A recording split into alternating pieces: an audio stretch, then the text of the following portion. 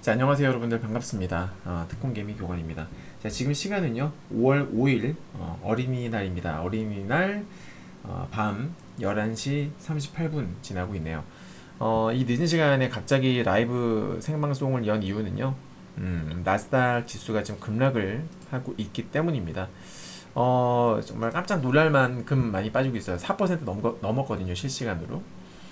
이게 더 충격적인 이유는 어제 이제 FOMC 회의 결과가 발표가 있었고, 예상대로 50bp 인상을 했습니다. 그리고 파월 의장이 이제 뭐예요, 인터뷰가 있었죠. 이 인터뷰 내용이 상당히 긍정적이었어요.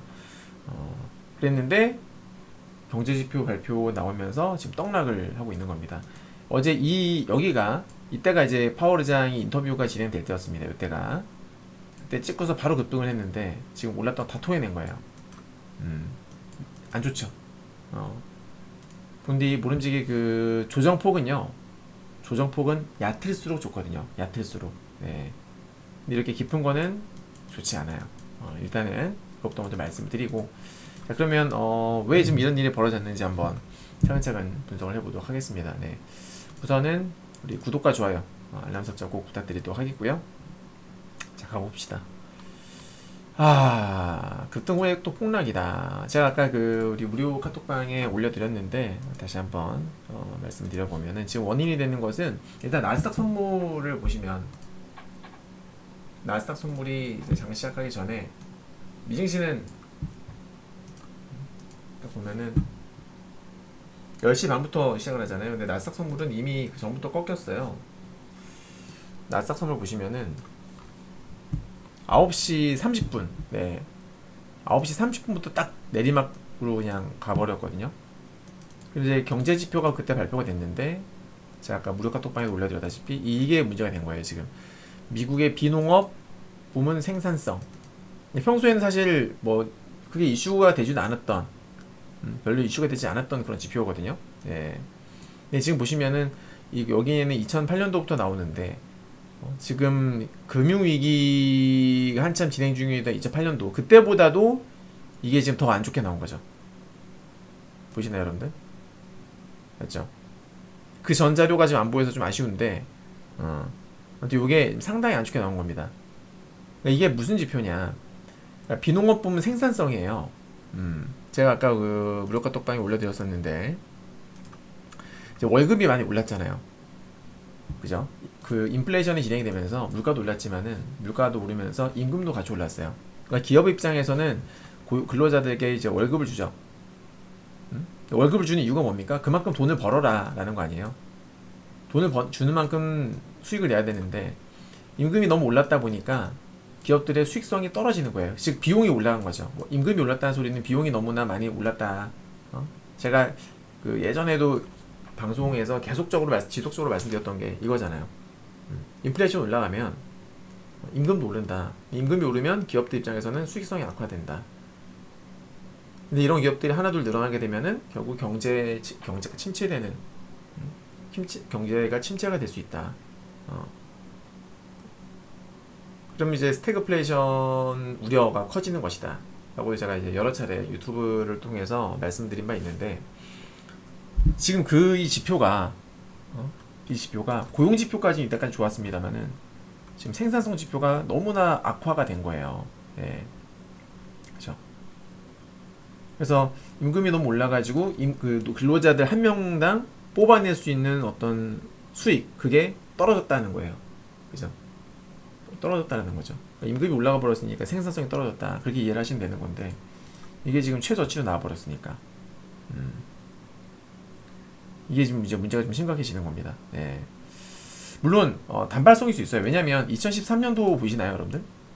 그러니까 이게 수치가 보시면요 총 3번에 걸쳐서 나오거든요. 근데 매번 달라요. 이게 두 번에 걸쳐 나오는데, 지난 3분기 때 보시면 3분기 때 이랬었고요. 그리고 이렇게 있었었는데, 사실 뭐 두 번에 걸쳐서 발표가 되긴 하는데 큰 차이는 없어요. 보시면 이렇게 예비치랑 확정치가 나오는데, 이때까지 보게 되면은 사실 크게 차이는 없죠. 그죠?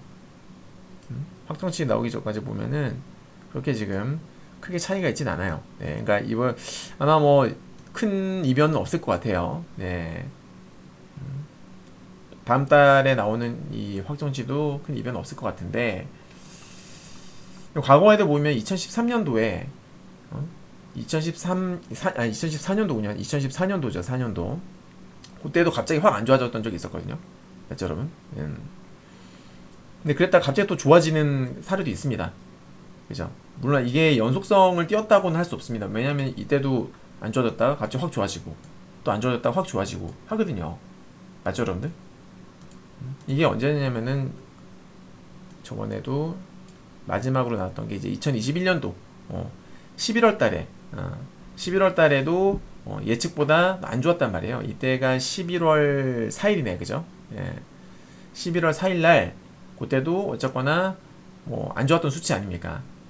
11월 4일 그때는 보시면은 나스닥이 그때는 뭐 별로 이게 이슈가 안 됐었던, 그죠? 그때는 이슈가 안 됐었어요. 예. 뭐 금리 인상까지는 한참 멀었다. 다들 그렇게 생각을 하고 있었으니까. 근데 지금은 이제 금리 인상 시기잖아요. 금리 인상 한참 하고 있는 시점이다 보니까 경제 위기, 우려 뭐 이런 것들이 같이 겹쳐가지고 주가도 급락을 하고 있는 것 같은데, 아무튼 이 패턴을 보게 되면 이 연속성을 띄었다고 볼 수는 없어요. 그죠, 여러분들? 네. 갑자기 안 좋아졌다고 해서 이게 앞으로 계속 안 좋아질이라는 법은 없다. 이때까지 지표가 보여주지 않습니까? 안 좋아졌다가 좋아졌다가 갑자기 또 안 좋아졌다가 또 좋아졌다가 그러거든요. 근데 이걸 빌미로 추세가 꺾이는 건 솔직히 좀 쉽지 않다고 생각을 해요. 맞죠, 여러분들? 네. 이번 1분기에는 어땠어요? 1분기에는 다들 아시다시피 우크라이나 전쟁 영향으로 인해 가지고 인플레이션이 더 가속화됐어요. 훨씬 더 좀 심했다고. 그죠? 근데 결국 전쟁이라는 것은 또 시간 지나면서 또 완화가 될 것이고, 아직 결국에는 전쟁 끝나겠죠. 네. 그리고 제가 아까 강조드렸습니다만은 결국 기업들의 실적은 뭐 제조업의 경우에 소비자들이 구매를 많이 하고 경제 활동이 살아나면, 실물 경제가 살아나게 되면 기업들의 실적에도 분명히 도움이 됩니다. 맞죠? 지금 이번 이제 1분기, 지난 1분기만 가지고, 1분기가 몇 월이에요? 1, 2, 3월 달이잖아요. 1, 2, 3월 달에는 아기 본격적인 리오프닝 전이었어요. 이제 본격적인 리오프닝은 4월, 5일, 5월이라고, 지금이라고. 아까 제가 뉴스도 보여드렸었죠. 아까 제가 뉴스 보여드렸던 거. 전 이게 정말 큰 호재라고 생각하거든요. 이건 이제 뭐 우리나라 뉴스이긴 합니다만은, 이 시각 에버랜드 시각, 이게 오늘 찍힌 뉴스래요. 여러분들. 엄청나죠? 에버랜드 5월 5일. 이게 비단 뭐 우리나라만 이러겠냐고. 주요 국가들 같은 경우에 전 세계적으로 다 어때요?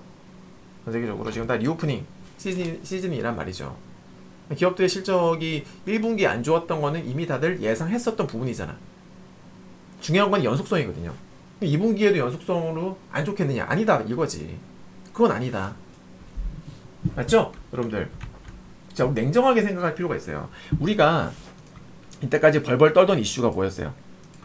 벌벌 떨던 이슈는 뭐냐면, 이제껏 시장을 눌렀던 우려는 뭐다? 바로 자이언트 스텝이에요. 그러니까 안 그래도 다들 경기가 침체될까봐 걱정을 하고 있었어. 근데 금리를 처음에 우리 25bp 올렸죠, 3월달에. 그 다음에 오늘 50bp 올렸어요. 여기까지는 예상 가능했어. 근데 다들 6월달에는 75로 가는 거 아니냐 걱정하고 있었거든. 근데 어제 파월 형님이 뭐라 그랬습니까? 75는 생각하고 있지 않다. 맞죠?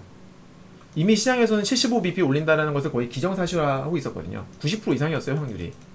근데 어제 이제 파월 형님 발언하고 나서 확률이 떨어졌습니다. 그죠? 확률이 떨어졌어요. 네. 시장에서는 당연히 호재로 받아들일 수 있는 부분이에요. 그러니까 긴축 속도를 급격하게 하는 거, 이게 주된 우려였었거든. 이게 시장을 눌렀던 주된 원인이에요. 그죠? 왜냐면 이 금리를 급격히 올리게 되면 당연히 경제 성장에 지금 영향을 받을 수 있어요. 왜? 자, 금리가 올라가게 되면 이 또한 마찬가지로 기업 입장에서는 비용이 올라갑니다.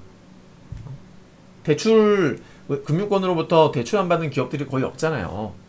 다 있단 말이에요. 그런 부분들이.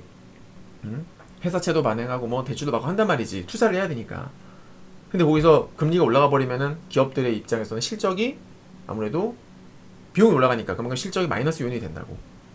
안 그래도 인플레와 함께 임금도 올라가서 비용 부담이 계속 커지고 있는데 금리까지 급격히 올라가 봐요. 당연히 부담된다고. 그리고 뭐 일반 서민들 입장에 일반 그냥 그 사람들 입장에서도 어때요? 대출 받는 사람들 입장에서 대출이자 올라가잖아요.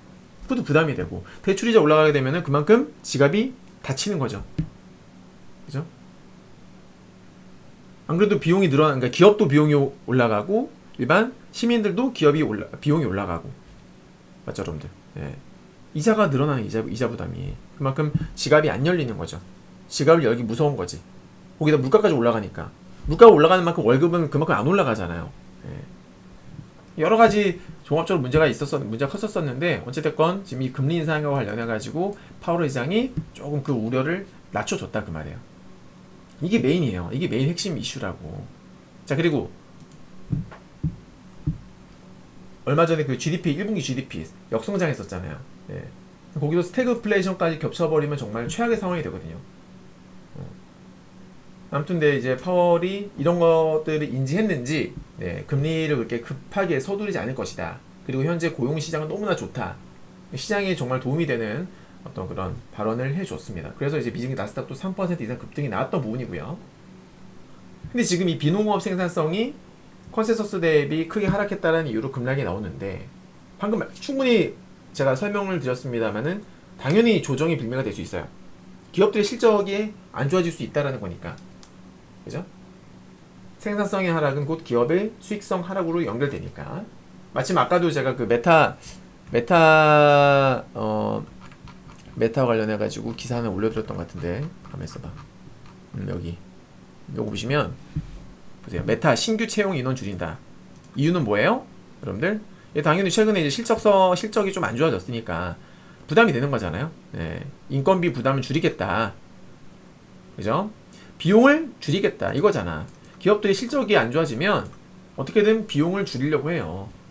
구조조정을 하든지 아니면은 원래 예상했던 인원보다 적게 뽑던지 그렇게 한단 말이죠. 제가 이제 항상 말씀드렸던 부분이 이거잖아요. 근데 드디어 나왔어. 이 뉴스가 오늘 낮에. 그죠? 이 뉴스 나왔는데 마침 거기다가 확인사살 해준 거죠. 확인사살 이거 나오면서 확인사살 해준 거죠. 그러니까 급락을 할 만해요. 예. 그러니까 이 정도까지 급락을 모르겠습니다만 어쨌건 빠질만 하죠. 하지만 우리 냉정하게 생각을 해보자. 냉정하게 1분기에는 뭐가 있었다? 러시아, 우크라이나 때문에 인플레이션에 좀 더 가속화된 영향이 있었다. 그죠? 다들 빨리 끝날 거라고 생각했지만 제법 오래 갔어요. 이것 때문에 주요 원자재들이 어마무시하게 치솟았잖아요. 중국의 저기 그 기업 걔 누구냐? 중국의 걔 누구죠? 걔네들도 오늘 실적이 안 좋아져가지고 급락을 했거든요. 뭐였더라? 아 여기 있네. 네, 여기 보세요. 2차전지 거의 중국 기업이에요. 어닝쇼크 8% 급락했다. 닝더스다이가 원자재값 인상에 어닝쇼크를 기록했다. 이거예요. 예. 그러니까 주요 원자재 제조업 같은 경우에는 원자재가 올라가면서 실적이 둔화가 되는 거죠. 안 좋아지는 거예요. 심한 경우에는 이렇게 어닝쇼크를 기록을 하기도 하고요. 맞죠? 전 세계적으로 지금 주요 기업들에서 나타나는 현상입니다. 자, 그런데 1분기잖아. 1분기는 다들 예상을 할 수 있었던 부분이에요. 그리고 앞으로 중요한 건 뭐예요? 주식이라는 것은 선반영이 되잖아. 앞으로의 어떤 기대치라든지 혹은 우려라든지 이런 것들이 선반영이 된단 말이에요. 그게 주식시장이에요. 1분기는 이제 끝났잖아요. 그 결과가 이제 서서히 나오고 있는 건데 1분기가 안 좋았으면 2분기도 안 좋을까? 아니죠. 아니잖아요. 왜? 전쟁은 이제 거의 마무리 국면이에요. 맞죠? 러시아 우크라이나 전쟁은 거의 마무리 국면이고 실제로 국제유가도 많이 빠졌어요 또. 그리고 말씀드렸던 대로 리오프닝이 재개가 되는 국면에 본격적으로 재개가 되는데 리오프닝이 재개된다는 소리는 뭐다? 제가 아까 카톡방에 올려드렸던 게 뭐냐면 자 리오프닝 재개는 자 보세요. 요거예요. 캡처해서 올려드리겠습니다. 자 본격 리오프닝이라는 것은 곧 본격 돈쓰기다. 코로나로 인해 가지고 실물 경제가 다 죽었어요. 사람들이 돌아다니지 못하니까. 맞죠? 근데 이제 실물 경제가 살아나거든요. 리오프닝으로 인해 가지고. 그럼 기업들 실적도 다시 좋아질 수가 있겠죠. 지금 경제지표도 좋아질 수가 있겠죠. 즉 2분기 경제지표가 좋아질 가능성이 높다는 소리예요. 참고로 미국 같은 경우에는 민간 소비가 19년도 기준으로 68% 거의 뭐 매년 비슷해요. 매년. 예. GDP 전체에서 거의 70% 가깝게 차지한다고. 즉 소비가 살아나면 미국도 살아난다 그 말이에요. 소비가 민간 소비가 되게 크거든요. 차지하는 비중이. 다들 아시다시피 20년 초에는 코로나 팬데믹을 겪으면서 어마무시한 유동성 공급이 이루어졌습니다. 경제 살려야 되니까 그죠? 제로 금리를 갔죠. 그러다가 이제 2022년 1분기에는 이제 긴축 모드 들어간 거예요. 왜? 인플레이션이 너무 급하니까, 너무 급하게 올라가니까 잡기 위해서 금리를 빨리 올리겠다 그거지. 그래서 빠졌어. 빠졌잖아. 스태그플레이션 우려까지 겹치면서 빠졌어. 물가가 올라가는데 경기 침체로 이어지면 안 된다라고 하면서 발작을 일으켰다고 시장이. 그 다음에 반등이 얼마 안 나온 상태예요 지금. 주가가 한번 급락을 했다가 뭐 이런 반등이 있었지만은 결과적으로 보면 미국은 아직까지 완전 바닥권이 있다 이 상태 이 말이지 지금. 여기서 이제 살짝 올라가려고 하는데 올라갔다가 또 빠진 거예요.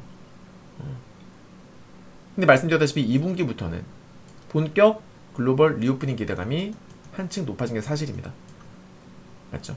아까 제가 보여드렸죠? 에버랜드 이게 비단 우리나라만 그러겠냐고.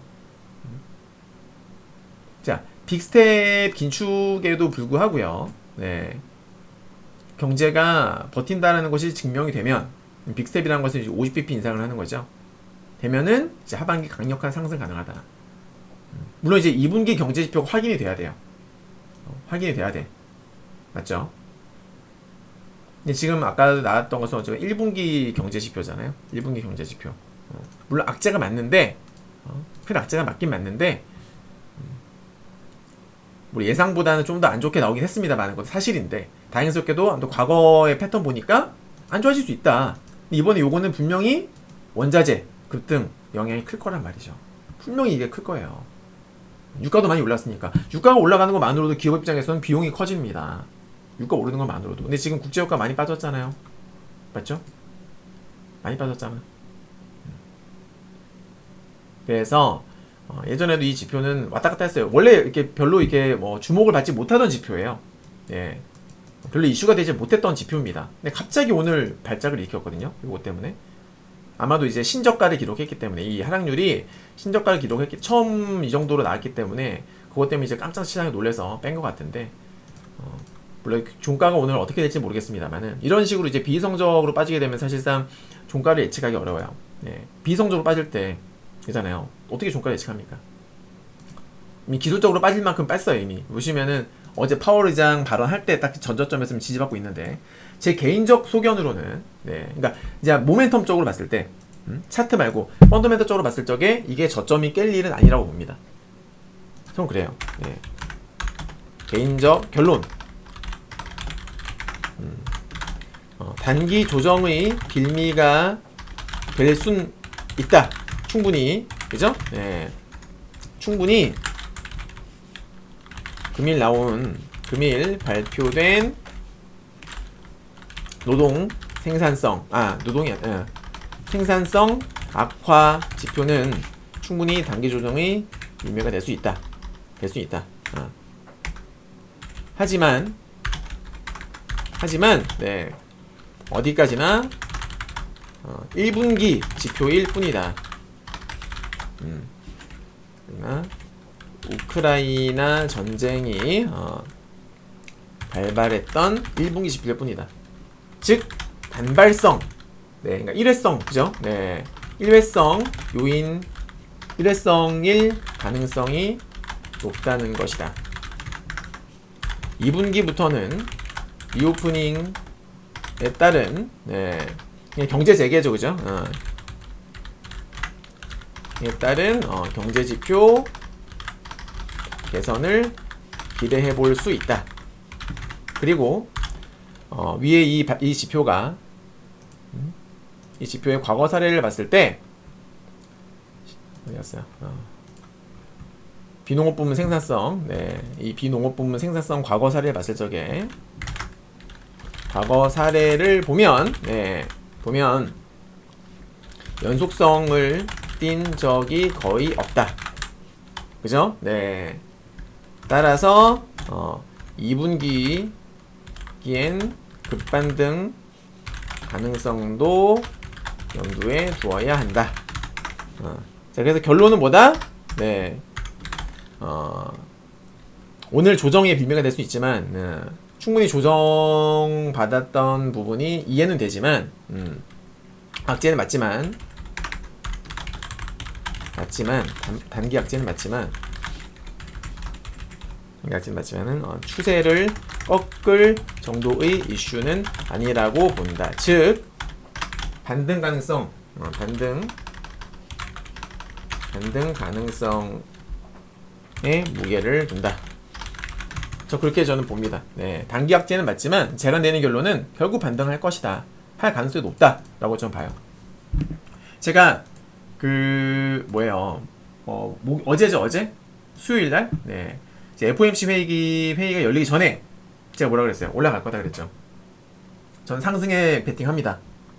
전 상승에 베팅하겠습니다. 실제 제가 유료방에 올려드렸던 메시지도 보시면은, 네, 자, 이게 유료방에 올려드렸던 메시지거든요. 이게 어제 유료방에 올려드렸던 메시지예요. FOMC 회의 이후에 불확실성 해소로 매우 강한 반등이 나온 쪽으로 베팅하겠습니다. 결국 이것도 또 적중했잖아요. 제 영상 꾸준히 보신 분들은 아시겠습니다만은, 네, 이때까지 제 시황 적중률은 정말 어마무시했죠. 중요한 순간들, 급락했던 순간들 다 맞췄잖아. 틀린 적 없거든요. 정말. 4월달 조정도 맞췄잖아요. 유튜브에 나오잖아. 4월달 비중 안 줄이면 피똥 싼다. 3월달에도 2월달, 3월달에 막 그 흔들리는 중에서도 바닥 찍었다 올라간다. 다 맞췄잖아. 오늘도 맞췄고, 오늘 이렇게 지표가 급락하면서 지표가 안 좋아지면서 빠질 거는 몰랐는데, 아까 말씀드렸던 부분은 뭐였냐면은, 빠질 수 있다, 밀릴 수 있다. 제가 이렇게 또 말씀드렸었거든요. 오늘 낮에, 네, 나스닥 분봉이 어제 보니까 너무 이렇게 급격하게 올라왔더라고. 이렇게 끝이 났더라고. 그래서 제가 당연히 빠질 수 있습니다. 예상치보다 너무 많이 빠진 거야 오늘. 그래서 제가 뭐 때문에 빠졌지 하고 경제지표 찾아보니까는, 네, 이 생산성 악화 지표가 뜬 거죠. 그래서 저는 글쎄요, 제가 100% 다 맞추진 못하겠지만은, 또 오늘 지금 작금의 이런 상황은 제가 봤을 때는 조금 오버스럽지 않나 생각을 해요. 네, 그러니까 두 개잖아요. 자이언트 스텝에 대한 우려가 꺾였어요. 지금 우려가 많이 완화됐죠. 네, 자이언트 스텝에 대한 우려가 많이 완화된 거 플러스가 아니라 vs 요거랑 당장 1분기 이미 지난 거. 네, 전쟁이 한참 막 치러지면서 원자재 값이 급등을 해가지고 거기에 따라서 기업들의 생산성이 악화된 거, 그죠? 근로자들의 생산성이 악화된 거.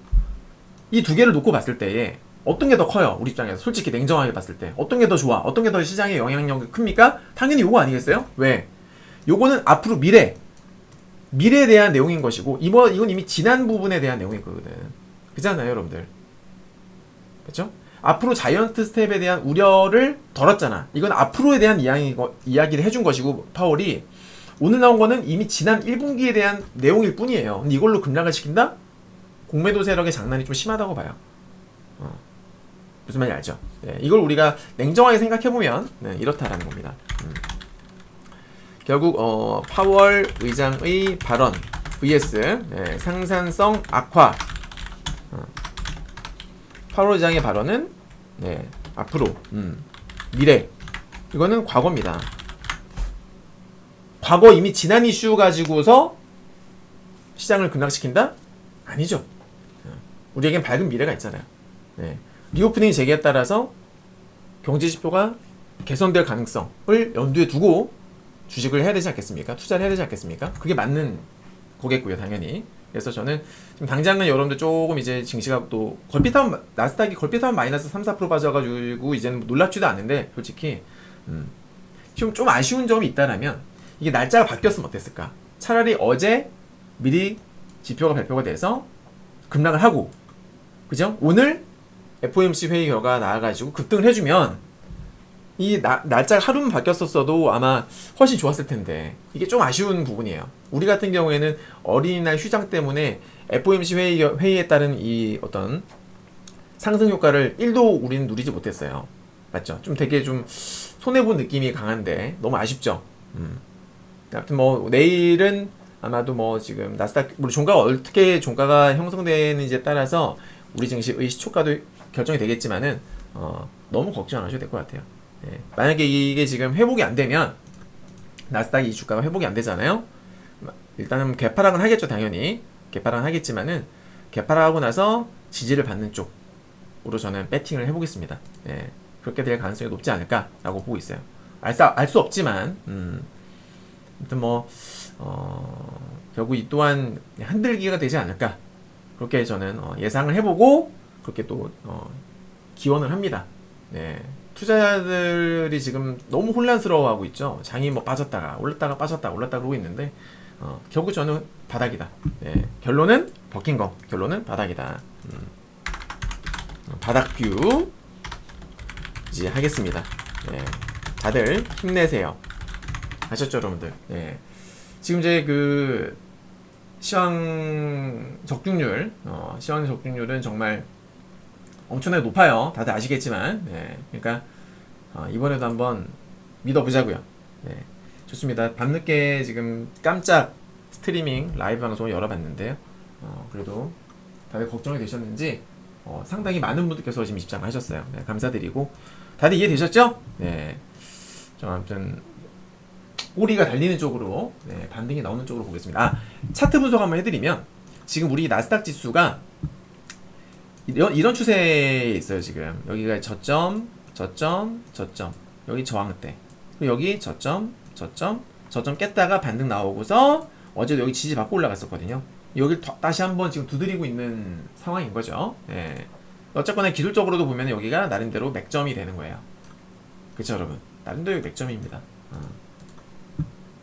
종가를 봐야지 알 수 있겠지만은 알고 달고 이쁘게 지지 받기를 기원하면서 오늘 방송을 여기서 마치도록 하겠습니다. 네. 잘 됐으면 좋겠네요, 정말. 그죠? 네. 단순 흔들기 같아요. 너무 쫄지 마세요. 자, 오늘 방송 여기서 마치겠습니다. 수고 많으셨습니다. 감사합니다. 편안한 밤 되시길 바라겠습니다.